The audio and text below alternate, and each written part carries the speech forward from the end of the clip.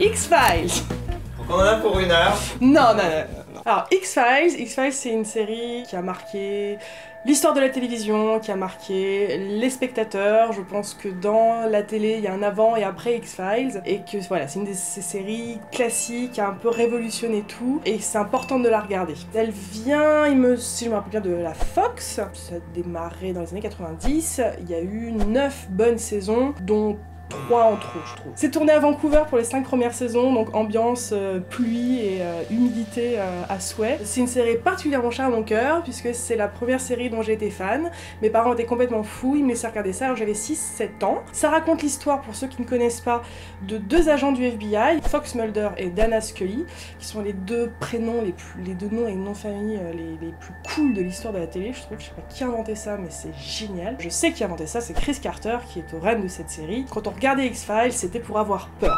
J'ai jamais eu autant peur que devant un épisode d'X-Files. C'est terrifiant. Petite ou aujourd'hui, c'est des épisodes, quand on les regarde une fois, ils restent à vie dans vos têtes. Que ce soit voilà, c'est des monstres ou des phénomènes paranormaux, voilà, c'était le propre de la série. Alors ça, je me souviens, je le comprenais pas petite en la revoyant. Ça, faut revoir les séries. Je me rendais compte que ce n'était jamais clair à la fin des épisodes si ce qui s'était passé dans l'épisode était surnaturel ou pas.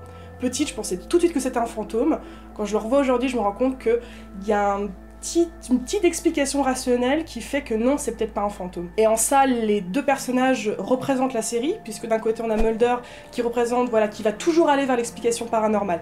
C'est forcément un truc tiré par les cheveux, c'est forcément un truc magique. Et Scully, elle est agent du FBI scientifique, donc elle a un esprit beaucoup plus rationnel. Elle sera toujours là pour casser au bout de 8 saisons, même si elle a vu des trucs incroyables, elle dira non, mais Mulder, il y a forcément une explication rationnelle à tout ça et tout ça. Ça fait que nous, on est constamment dans le doute, et c'est ça qui participe à la peur aussi. La peur, c'est de ne pas savoir, justement. Quand il y a une explication, ça fait toujours moins peur. On rajoute à ça une esthétique glauque. C'est Kim Manners qui a réalisé la plupart des épisodes, qui a réalisé aussi la plupart des épisodes de Supernatural par la suite. Supernatural, c'est un peu la petite sœur d'X-Files, et du coup, ça donne une ambiance très glauque, très sombre, avec cette musique au synthé. C'est génial. C'est vrai que ce générique est terrifiant. Tu pensais, j'ai frisson. La dynamique entre les personnages fait aussi ce qu'est la série. On adore ces personnages, ils sont tous les 2 extrêmement attachants. On parle beaucoup de Gillian Anderson parce qu'on l'aime beaucoup, mais il faut parler d'elle parce que c'est une grande dame de la télévision. Ça a été le rôle qui l'a révélé au grand public. C'est une des raisons pour lesquelles je me teins en rousse inconsciemment, je pense, parce que petite, je voulais ressembler à Scully de tout mon cœur. Elle a des tailleurs incroyables. Les premières saisons, faut les regarder parce qu'elles ont bien vieilli, et elle porte de ses fringues, c'est hypnotisant. Avec Sébastien, on a une théorie que la costumière lui en voulait parce que les premières saisons, les tailleurs qu'ils lui mettent, c'est incroyable. C'est un des personnages féminins les plus marquants qui ont marqué ma vie de téléspectatrice. Elle est badass, elle est scientifique, elle est courageuse, elle est aussi vulnérable comme Mulder l'est aussi. David Duchovny, ça a été notre premier amour à beaucoup. Il a cette manière nonchalante de parler comme ça. La VF est très très très bonne.